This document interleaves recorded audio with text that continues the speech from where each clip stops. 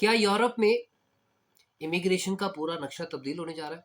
अस्सलाम वालेकुम दोस्तों, आज ही हम अपनी इस वीडियो में डिस्कस करेंगे वो 7 बड़ी तब्दीलियाँ जो यूरोप में यानी शेंजन में ईयू ने ये तब्दीलियाँ की हैं और ये तब्दीलियाँ आपको जानना बहुत ज़्यादा ज़रूरी है। आप स्टूडेंट हैं, आप एक वर्कर हैं या आपने असाइलम अप्लाई किया हुआ है। आपके लिए वीडियो इंतहाई अहमियत की हामिल है क्योंकि इस वीडियो में वो तब्दीलियाँ मैं डिस्कस करने लगा हूँ क्योंकि मैं पिछले कई दिनों से सोच रहा था कि इसके ऊपर एक वीडियो बनाई जाए और आपको बताया जाए कि अगर आप यूरोप जाने का इरादा रखते हैं तो ये 7 बड़ी तब्दीलियाँ आपके माइंड में होनी चाहिए। वेलकम टू ट्रैवल विद सनान बिन मंसूर। उम्मीद करता हूँ आप खैरियत से होंगे। जैसे कि आप लोग जानते हैं, इमिग्रेशन से रिलेटेड अपडेट्स हो या दुनिया में कहीं पर कोई भी अपडेट्स हो, हमारा काम है आप तक पहुँचाना। स्कॉलरशिप हो, स्टडी वीज़ा, सबसे अपडेट हो, हमारा काम है आपको फ्री ऑफ कॉस्ट कंसल्टेंसी देना। आप हमें फेसबुक पे फॉलो कर सकते हैं, व्हाट्सएप पेज पे भी हमें, हमारा चैनल है उसको भी आप फॉलो कर सकते हैं। इसके अलावा आप हमें, ऑलरेडी आपने हमारे चैनल को सब्सक्राइब किया हुआ है, लेकिन आप इसे दूसरों के साथ भी शेयर करके जो है ना वो एक अच्छे गुड कॉज में आप पार्टिसिपेट कर सकते हैं। Anyhow, move to the topic. सबसे पहले हम इसका ज़रा एक शॉर्टली समरी देख लेते हैं। यूरोपीय यूनियन ने हालिया वर्षों में ही इमिग्रेशन और असाइलम के केसेस में बहुत ज़्यादा तब्दीलियाँ की और इन्हें अलाइन करने के लिए बहुत ज़्यादा स्टेप्स लिए हैं। ठीक है, इनका मकसद ये क्या है? इनका मकसद है कि बॉर्डर को कंट्रोल किया जाए और ज़रा स्पीड में फैसले किए जाएँ और इसके अलावा ऑफ शोर प्रोसेसिंग या तेज़ जो वापसी है लोगों की, कि उन्हें वापस उन्हीं की कंट्री में भेजा है, उसको ज़रा स्पीड में बढ़ाया गया है। ये पॉलिसियाँ, ये सब पॉलिसीज़ आहिस्ता-आहिस्ता जो है ना वो इम्प्लीमेंट हो रही हैं और कुछ तब्दीलियाँ ऐसी हैं जो 2026 से स्टार्ट होगी। वो तब्दीलियाँ कौन-सी हैं इंशाल्लाह उसमें भी मैं आपको अपडेट्स करूँगा। सबसे पहले हम चलते हैं इसके क्रिटिकल एक सेगमेंट की तरफ। वो क्या है? Pact on migration and asylum. This is very important. EU की pact on migration and asylum, pact कहते हैं मुआहदे को, यानी एक ऐसा मायदा हुआ यूरोपीय यूनियन, यूरोपियन कंट्रीज के दरमियान में कि मुश्तरका पॉलिसी फ्रेमवर्क दिया है कि तेज बॉर्डर प्रोसीजर जिम्मेदारियों में इश्तराक और यकसा कवायद या इनको बैक वक्त में इसमें जदीद मॉडर्निज्म लेके आना। और इनके जो एनालिसिस्ट हैं वो ये कहते हैं कि ये तमाम तर जो असाइलम केसेस हैं या इससे दूसरे रिलेटेड केसेस हैं जो इलीगल आते हैं उनके लिए इन सारी रास्तों को ब्लॉक किया जाए। अच्छा जी, आगे चलते हैं। Safe countries of origin. अच्छा जी, इस सारी काबीना ने यानी यूरोपियन यूनियन ने एक मुश्तरका तौर पर एक फहरिस्त यानी एक लिस्ट जो है ना वो मंजूर की है, जिसके अंदर जिसमें बांग्लादेश, कोलंबिया, मिस्र, हिंदुस्तान और इसके अलावा मराकश, ताकि इन ममालिक के तारकीन वतन की जो दरख्वास्त हैं उनको एप्लीकेशन है उनको तेज़ी से सुना जाए और उनको अगर तेज़ी से सुना जाता है तो उन्हें वापस उनकी कंट्रीज़ में भेजा जाए। ठीक है, ताकि उनको यहाँ पर परमानेंट रेजिडेंसी ना दी जाए। ठीक है, नेक्स्ट है जी तेज़ स्क्रीनिंग और बॉर्डर प्रोसीजर। अच्छा जी, एक्सपेंडेड बॉर्डर एरियाज।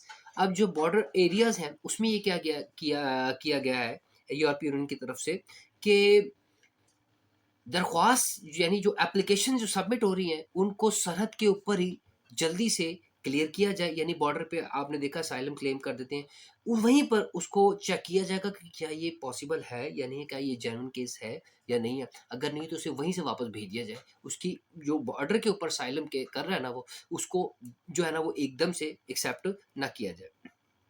वरना पहले ऐसे होता था कि अगर आपने बॉर्डर पे असाइलम क्लेम कर दिया ना तो आपका असाइलम जो है ना वो एक्सेप्ट हो जाता था। ठीक है, अच्छा जी, आगे चले। उसके बाद ऑफशोर प्रोसेसिंग और रिटर्नीज। ठीक है, कुछ रिपोर्ट्स और सियासतदान यानी पॉलिटिशियन ईयू में जो बिरोनी बिरोन ममालिक हैं, प्रोसेसिंग स्पीड है, तीसरे ममालिक के साथ ताउन बनाने की बात भी कर रहे हैं। वो ये कह रहे हैं कि इसका मकसद है कि स्मगलर्स को रोका जाए और इनके यानी स्मगलर्स वो जो ह्यूमन ट्रैफिकिंग में शामिल है, जो इलीगल डंकी लगवाते हैं गैर कानूनी तौर से समुद्र के रास्ते से, रोड के रास्ते से, उनको पकड़ा जाए और उनके थ्रू ही ये सारे रास्ते उनके बंद किए जाएँ, ताकि ऐसे माइग्रेंट जो इलीगल रास्ते से यूरोप में आते हैं उनको जो है ना उनके रास्तों को मुकम्मल बंद किया जाए। अच्छा जी, फिर उसके बाद जो न्यू सिस्टम एक स्टार्ट हुआ है यूरोप में वो है ETIAS।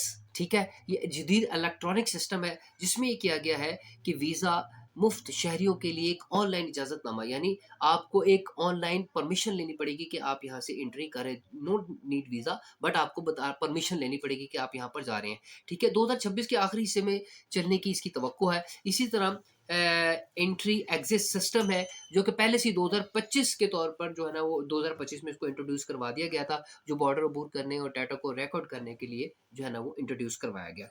उसके बाद आ जाता है जी टेम्परेरी प्रोटेक्शन, जो कि यूके ने भी अप्लाई किया, यूएसए ने भी किया, अब यूरोप में भी ये हो रहा है। टेम्परेरी प्रोटेक्शन आर्जी तहफ़्फ़ुज़, यानी जिन अब जो असाइलम अप्लाई करेंगे ना उन्हें एक टेम्परेरी प्रोटेक्शन दी जाएगी और उसको दोबारा चेक किया जाएगा कि अगर उसकी कंट्री में वो इशू नहीं है तो उसे वो दोबारा अपनी कंसर्न कंट्री में, रेलिवेंट कंट्री में भेज देंगे। ठीक है? अच्छा जी, आगे चलते हैं जी।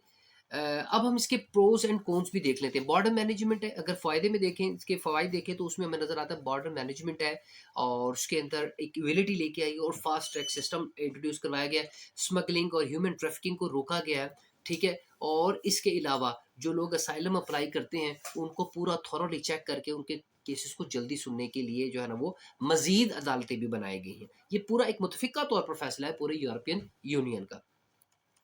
अब इसके नुकसानात क्या हो सकते हैं? नुकसानात में देखेंगे जो असाइलम जो केस केस है ना वो यकीनन कम होंगे, ठीक है? ये ख़ुसूसी तौर पर ऐसे ममालिक जो सेफ़ करार पाए हैं उनको वहाँ के जो लोग आते हैं उनको दोबारा से उनके ममालिक में भेजा जाएगा। फिर बैरूनी प्रोसेसिंग और तेज़ वापसी पर कानूनी वो इंसानी हकूक़ की बहस जो है ना वो मुमकिन होगी। 2024 और 2025 के पैक्ट की मंजूरी और मेंबरान की तैयारी। 2025 एंट्री एग्जिट सिस्टम के नफाज के शुरू शुरू के जो मराहल थे उन्हें आर्जी तौर पर फैसले उसमें जारी किए गए। 2026 के कुछ पैक्ट हैं, कुछ अहम मुआहदे हैं जो तेज़ प्रोसीजर बड़े पैमाने पर 12 जून 2026 के करीब जो है ना वो इंशाल्लाह वो उन्होंने कहा है कि ये लागू होंगे, ताकि गैर कानूनी तौर पर आने वाले लोगों को यूरोप में एंट्री से रोका जाए।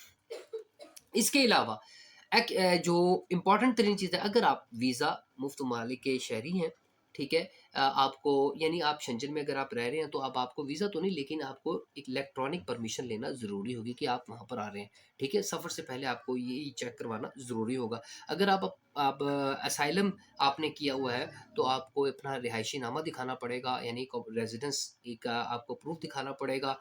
और अगर आपके उसको टेम्परेरी प्रोटेक्शन जो आपको दी है, अगर उसको रीचेक किया और वो सेफ निकला, तो आपको दोबारा से आपके ममालिक में भेजा जा सकता है, ठीक है? इसके अलावा वर्क या स्टडी वीज़ा के लिए उम्मीदवार यानी जो एप्लीकेशंस हैं, वो बिल्कुल क्लियर होनी चाहिए। उसमें कंप्लायंस, क्रिमिनल रिकॉर्ड्स और डॉक्यूमेंटेशन इंतहाई अहम होती हैं। अगर उसमें कोई सा भी इश्यू निकला, तो वो भी आपको एक रेज़िडेंसी जो आप लेना चाह रहे हैं, उसमें वो आपको प्रॉब्लम क्रिएट कर सकता है। इसके अलावा जो लीगल हेल्प है या फिर क्रिटिकल कॉम्प्लिकेटेड केसेज़ हैं, उनको माइग्रेशन वकील या एनजीओ से राब्ता भी किया जाने की इजाज़त दी जा सकती है। अगर हम इसको ओवरऑल शॉर्टली अगर हम देखें, तो हमें ये पता चलता है कि अ, यूरोपीय यूनियन ने जितने भी कवानीन में तब्दीली की, उनका मेन मकसद यही यही था कि बॉर्डर कंट्रोल किया जाए। क्योंकि 2025 में बहुत बड़ी तादाद में लोगों ने माइग्रेशन की है यूरोप वाली साइड पे। यूके गए हैं, यूएसए गए हैं। अभी आपने देखा यूके में कितनी सख्तियाँ हुई, 30 साल पे चला गया असाइलम प्रोसेस।